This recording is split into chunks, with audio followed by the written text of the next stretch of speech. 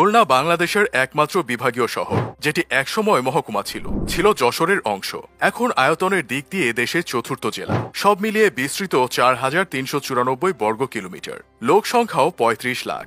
সুন্দরবনের কোল ঘেঁষে রূপসা নদীর তীরে গড়ে ওঠা শহরটি ৫০-এর দশক থেকেই পরিচিতি পায় শিল্পনগরী হিসেবে। ৮০-র দশকের পর ধুঁকতে থাকলেও আবার ফিরছে সুদিন। ব্রিটিশ আমল থেকেই এখানে ছিল উন্নত সড়ক, নৌ ও রেল যোগাযোগ ব্যবস্থা। ১৯৪৭ সালে ভারত ভাগ হওয়ার পর গড়ে উঠতে থাকে শিল্প কারখানা। ১৯৫৪ সাল থেকে ৭১ সালের মধ্যে মাত্র ১৭ বছরে দৌলতপুরে গড়ে ওঠে ১১টি পাটকল, একটি করে নিউজ প্রিন্ট ও হার্ডবোর্ড ফ্যাক্টরি। আরও হয় cable factory, textile mills, match factory, shipyard, dockyard সহ সরকারি বেসরকারি শিল্প প্রতিষ্ঠান। স্বাধীনতার পর সাদা সোনা চিংড়ি, সাদা মাছ চাষের ফলে খুলনাতে গড়ে ওঠে অর্ধ শতাধিক মাছ কোম্পানি। তবে স্বাধীনতার এক দশক পর শিল্প প্রতিষ্ঠানগুলো লোকসানে পড়তে থাকে।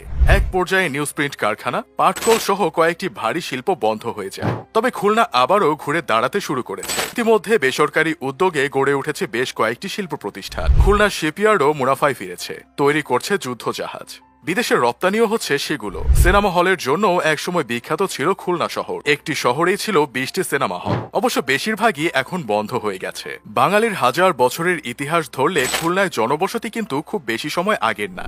এখনকার মূল শহর থেকে কিছুটা দূরে সুন্দরবনের জঙ্গল কেটে রূপসা ও ভৈরব নদীর পাড়ে সেনহাটিতে গড়ে ওঠে লোকালয়। চতুর্দশ শতকে সুলতানি আমলে শামসুদ্দিন ফেরোজ শাহ প্রথম খুলনা আসেন। মুসলমানদের আগমন ঘটে আরও পরে, শামসুদ্দিন ইলিয়াস শাহের আমলে। ১৪৫৯ সালে হযরত খান জাহান আলী এই অঞ্চলে পুরো মুসলিম শাসন চালু করেন। তখন থেকেই খুলনা মহানগরীতে মুসলমানদের বসবাস শুরু।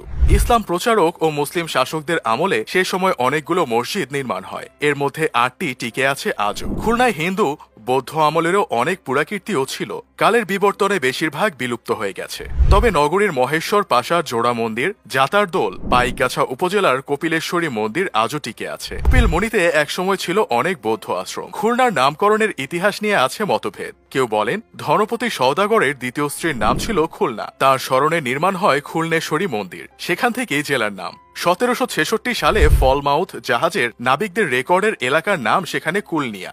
কেউ বলেন সেখান থেকেই এসেছে খুলনা শব্দটি। কেউ বলেন কিসমত খুলনা মৌজা থেকে খুলনা নামের উৎপত্তি। খুলনা পৌরসভার জন্ম বৃত্তান্তে লেখা, পৌর এলাকা অতীতে যশোর জেলার মুরলী থানার অংশ ছিল। পরে রূপসা নদীর পূর্ব পাড়ে সুন্দরবনের জঙ্গল কেটে করা হয় নতুন থানা, নওবাদ বা নয়াবাদ। কারো মতে থানাটি স্থাপন হয় ব্রিটিশ আমলে ১৭৮১ সালে। কেউ বলেন ১৮৩৬ সালের কথা। ১৮৪২ সালে জন্ম খুলনা মহকুমার। ব্রিটিশ বাংলায় এটিই প্রথম মহকুমা। তখন বাগেরহাটও ছিল এর অংশ। খুলনার দ্বিতীয় মহকুমা হাকিম ছিলেন সাহিত্যিক বঙ্কিমচন্দ্র চট্টোপাধ্যায়। তার